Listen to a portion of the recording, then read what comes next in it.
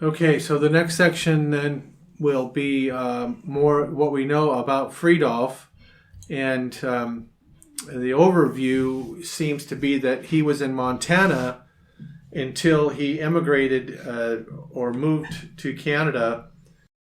The date that we have found that Fridolf moved to Canada was 1913, where he got worked as a railroad machinist with the Canadian National Railroad. There's also a record of him crossing, maybe just crossing the border in 1937, but we're not sure how long he had been stayed in Montana and when it was he moved to. Maybe Fridolf and Theodore went together. We don't know for sure. But anyway, go ahead then. Fridolf was the manager or overseer of a round house that the engines were put in to be repaired. And his specialty was the brakes on the engines. So he was there for a number of years in that hobby until he retired. He also, along the way, married a school teacher that was from near New Norway, Alberta, and they then retired in Edmonton, where I met them in 1982.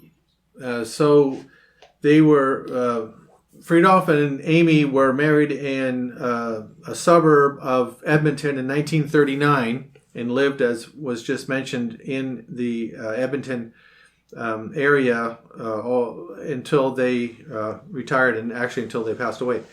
But the way that they were able to make contact together, he'll explain now. Well, I was in Edmonton on ministerial association duties, and my wife Iris was looking in the phone book and found the name F. Faust in the telephone book. And so she told me, and I called that number and found out that it was Fridolf in retirement. And I said, well, is this Fridolf Faust? And he said, well, yes, but he said, nobody has called me that for 50 years. They always called him Fred.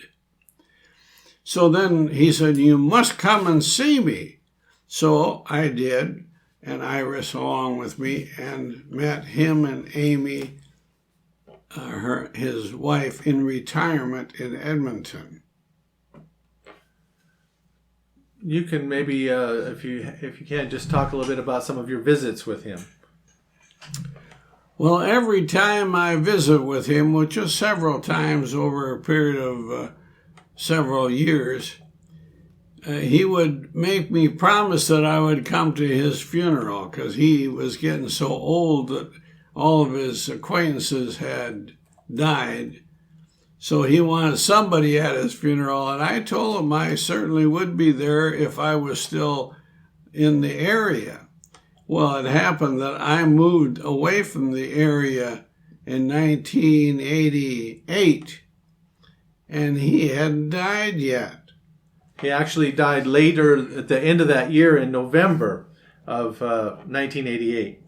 And so our son Andrew went to the funeral on my behalf.